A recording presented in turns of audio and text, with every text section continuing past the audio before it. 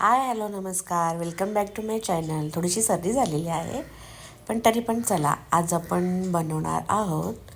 आता मस्त बाजारामध्ये हिरवेगार मटर आलेले आहेत, ताजे ताजे. तर मटर घेऊन सोलून हे आता मस्त वॉश करून घेतलेले आहेत. सो रेसिपी बघा, अगदी इझी आहे आणि लवकरच होणारी आहे. तर थोडंसं चटपटीत खावंसं वाटलं आणि हेल्दी, त्यामुळे हे बनवत आहे. तर हे आहेत हिरवे मटार. त्याच्यामध्ये मी लसणीच्या पाकळ्या घेते आहे आणि थोडंसं अद्रक, चवीसाठी आपल्याला जेवढ्या प्रमाणात पाहिजे तेवढं घ्यायचं. मला थोडं स्ट्रॉंग पाहिजे होतं, म्हणून मग अशा 2-4 लसणीच्या पाकळ्या आणि 2-3 तुकडे अद्रकचे घेतलेले आहेत. आणि त्यामध्ये अजून तुम्हाला काय ॲड करायचं तर तुम्ही करू शकता. मी फक्त आता जिरं घेतलेलं आहे वरून.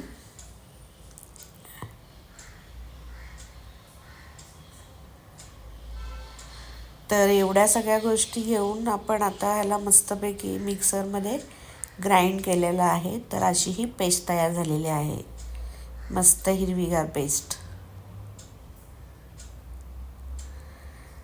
तर माझा आवाज थोडा समजून घ्या, कारण की खूप सर्दी झालेली आहे.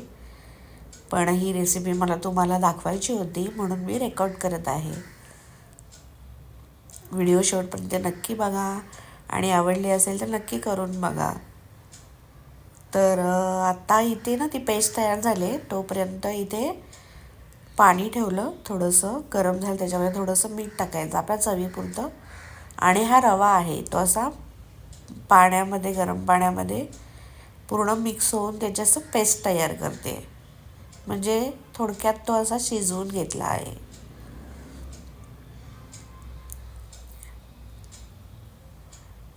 हार्डली 1 मिनटामध्ये तो शिजून तयार होतो. आणि त्याच्यानंतर त्या रव्याच्या पेस्टमध्ये ही जी आपण मटरची पेस्ट तयार केलेली आहे ना, ते आपण टाकतो आहे. तर ही आता त्याच्यामध्ये टाकून मस्तपैकी पुन्हा एकदा मिक्स करून घेईन.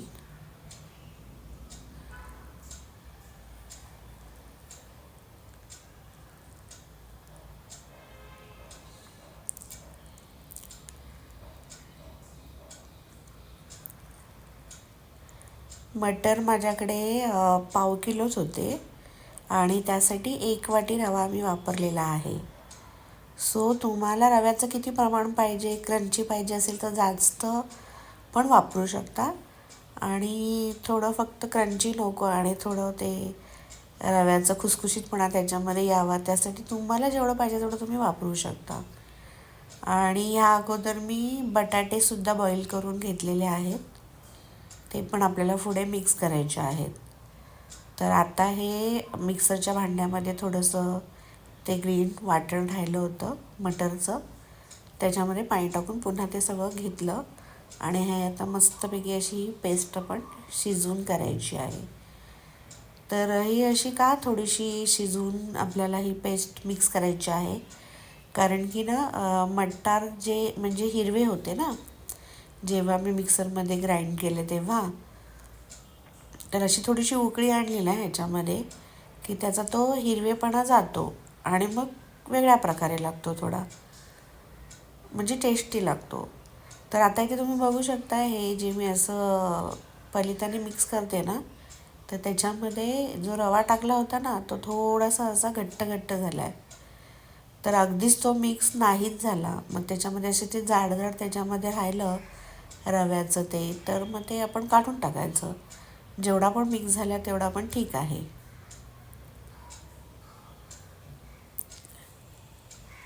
आणि त्या रव्यामुळेच हे बघा असं म्हणजे घट्ट त्या पलित्यामध्ये अडकून राहतं आहे. कारण तुम्हाला तर माहिती आहे ना, कच्चा थोडासा रवा असला ना आणि आपण त्याच्यामध्ये पाणी टाकलं ना की तो एकदम असा घट्ट जाडसं होतो. म्हणून नेहमी आपण रवा, शिरा किंवा रव्याचे काही पदार्थ करताना रवा आधी भाजून घेतो. पण मी ह्याच्यामध्ये भाजून घेतला नाही आहे, तो डायरेक्टली सांगितलं ना मी की पाण्यामध्ये मीठ टाकलं आणि त्याच्यामध्ये तो शिजवून घेतलेला आहे, पेस्ट करून घेतला. त्यामुळे तो असा थोडा घट्ट झालेला आहे. आणि त्यात थंडीचे दिवस आहेत, थंडीच्या दिवसामध्ये काही गोष्टी आपण अशा गरम करतो त्या अगदी 5 ते 10 मिनटामध्ये मग त्यांना असा घट्टपणा येतोच. तर तो एक आहेच टास्क थंडीमध्ये. तर आपल्याला छानपैकी तो गरगरीत पेस्ट आपल्याला मिक्स करायचीच आहे. तर व्हिडिओ शेवटपर्यंत नक्की बघत राहा. आणि हो, स्टार्टिंगला मी तुम्हाला बोलली welcome back to my channel. पण हो, कशा आहात तुम्ही सगळे? आय होप की तुम्ही सगळे स्वस्त आहात, मस्त आहात आणि आनंदी आहात आणि थंडीसुद्धा एन्जॉय करत आहेत. तर असं म्हटलं जातं की थंडीमध्ये जे म्हणजे सीजनल फूड, भाज्या, फ्रूट्स जे पण काय सीझन वाईज येत असतं ते खाण्याचा आपण प्रयत्न करायचा असतो. तर आत्ता मी तुम्हाला हे बघा काय करते आहे. हे बटाटे जे आहेत ना ते मी बॉईल करून घेतलेले आणि छोटीशी ही माझ्याकडे आहे सोलण्याची. त्याने मी अशी सोलून घेते त्याच्यामध्ये, जेणेकरून छान अशी पेस्ट होईल. तर नंतर आपल्याला त्याच्यामध्ये हे बटाटे ॲड करायचे आहेत हां. तर आपल्याला हे बटाटा आणि मटर असे कटलेट बनवायचे आहेत.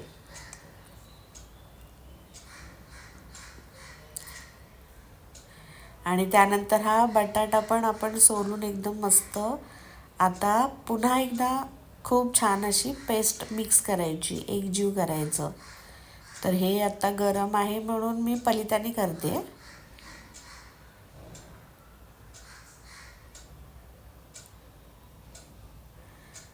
आणि थोडंसं थंड झालेलं आहे. चेक करून आता पाहिलं. मग आता मस्तपैकी आपण ना काय करूया, जसं आपण चपात्यांचं पीठ मळतो ना तसं हाताने मस्तपैकी एकजीव करून घेऊया. तर आता हे सगळं एकजीव मी करते. थोडेसे चटके लागत आहेत हाताला.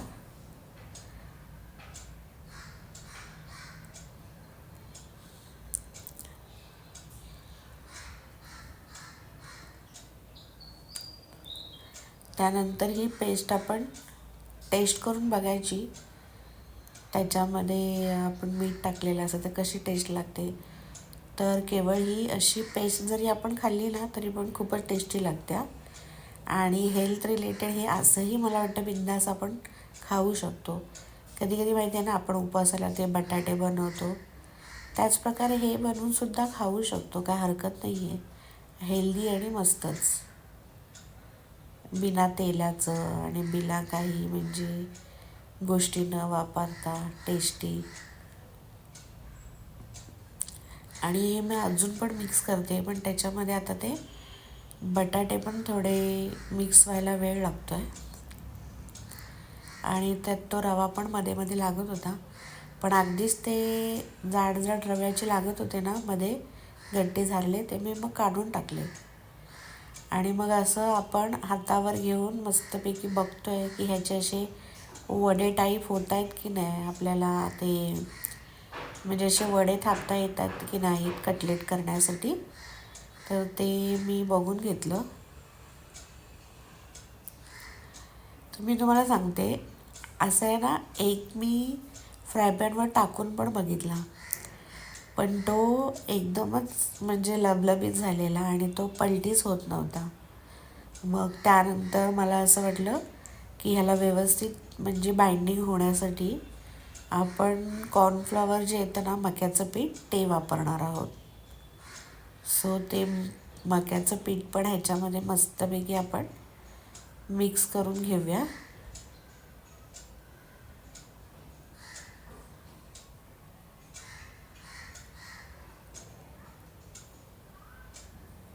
त्या अगोदर इकडे गॅसवर स्लो फ्लेमवर फ्रायपॅन ठेवते, थोडंसं तेल टाकून. तर हे असं फ्रायपॅन टाकलं आहे.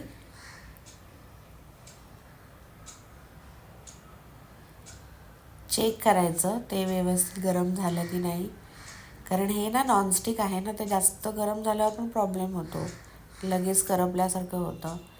त्यामुळे थोडीशी मीडियम फ्लेमच ठेवायची गॅसची. आणि मग ते तापल्यासारखं वाटलं की आता मी तेल घालते वरून. जास्त पण तेल नको आहे, आपल्याला ते सॅलो फ्राय करायचे आहे.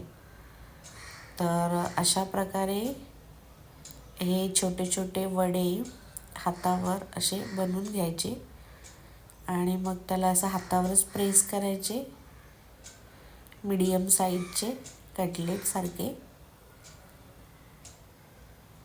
आणि सोडून द्यायचे ह्या तेलामध्ये. आणि आपण आता त्याला सॅलो फ्राय करणार आहोत.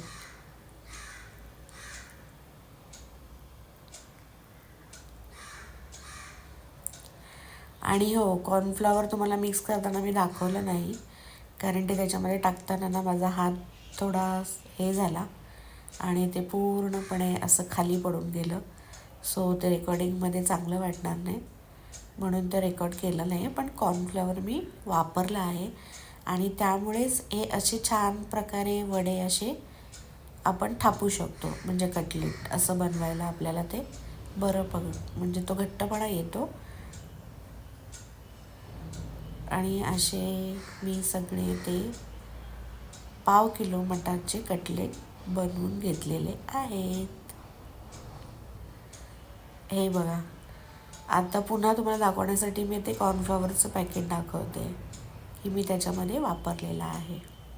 ओके, तर अशा प्रकारे तुम्ही मटर आणि बटाट्यापासून मस्त कटलेट खा गरम गरम. आणि लहान मुलं तर आवडीने खातात. खरं तर माझी मुलगी पण आज घरी होती, तर तिला काहीतरी फास्ट फूड खावंसं वाटत होतं 4 वाजता स्नॅक्समध्ये, म्हणून मग तिला हे मी मस्तपैकी कटलेट बनवून देते. आणि आम्ही सगळीच फॅमिली सगळेजणच एन्जॉय करणार आहोत.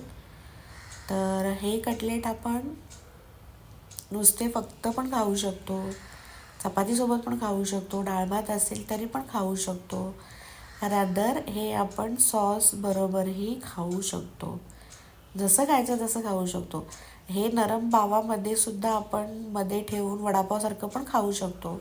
आणि जर आपले प्लेन व्हाईट ब्रेड असतील तर त्यामध्ये पण 2 ब्रेडच्या आतमध्ये टाकून हे सँडविचसारखंही खाऊ शकतो. तर अशा प्रकारे मल्टीपर्पजनी आपण हे खाऊ शकतो आणि खरोखर हे खूपच टेस्टी होतात. तर बनवून बघा. आणि आत्ता बाजारात खूप चांगले मटर आलेले आहेत. स्टार्टिंगला थोडे महाग असतात, नंतर मग स्वस्त स्वस्त होत जातं. पण मटर भरपूर खायचं, कारण त्याच्यातून आपल्याला भरपूर अँटीऑक्सिडंट मिळतं आणि मेन म्हणजे प्रोटीन मिळतं. सो ह्या हेल्दी गोष्टी आपल्याला खाल्ल्याच पाहिजेत. मग अशा वेगवेगळ्या प्रकारच्या रेसिपी बघून आपण खायचं आणि एन्जॉय करायचं. सो माझे रेसिपीचे व्हिडिओज तुम्हाला आवडत असेल तर नक्की लाईक करा, शेअर करा आणि चॅनलला सबस्क्राईब करा. आणि हो, आपल्या चॅनलवर मोटिवेशनल व्हिडिओज आहेत, माझी ट्रॅव्हलिंगचे व्हिडिओज आहेत, रेसिपीचे व्हिडिओ आहेत, माझं मनोगत आहेत आणि असे वेगवेगळे शॉर्ट्ससुद्धा मी टाकत असते, फनी, कॉमेडी वगैरे. तर वेगवेगळ्या गोष्टी आपल्या चॅनलवर आहेत, तर नक्की माझ्या चॅनलला व्हिजिट करा. आणि एखादा कोणता व्हिडिओ आवडत असेल तर नक्की कमेंट करायला विसरू नका. तुमची एक कमेंट खूप जास्त ऊर्जा देऊन जातं, कारण व्हिडिओ कोणताही असू दे, मेहनत मात्र खूप लागते. तर हे जे जे यूट्यूबर्स आहेत त्यांना तर खूपच चांगलं माहिती आहे. सो करत जा जरा व्हिडिओला शेअर, लाईक आणि चॅनलला पण सबस्क्राईब करत जा. खूप छान वाटतं तुमचा सपोर्ट असेल तर. चांगले चांगले यूट्यूबर्स जसे पैसे घेत आहेत तसे आमच्यासारखे छोटे छोटे यूट्यूबर्ससुद्धा पैसे कमवू शकतात. सो मला एकच विनंती करायची आहे मित्रमैत्रिणींनो, की सपोर्ट करा आपल्या चॅनलला आणि कमेंट करा पुन्हा एकदा. आणि तुम्ही सगळ्यांनी खूप छान काळजी घ्या. सो या कटलेट खायला. आणि संपूर्ण व्हिडिओ बघितल्याबद्दल तुमचे मनापासून खूप खूप धन्यवाद. Thank you so much.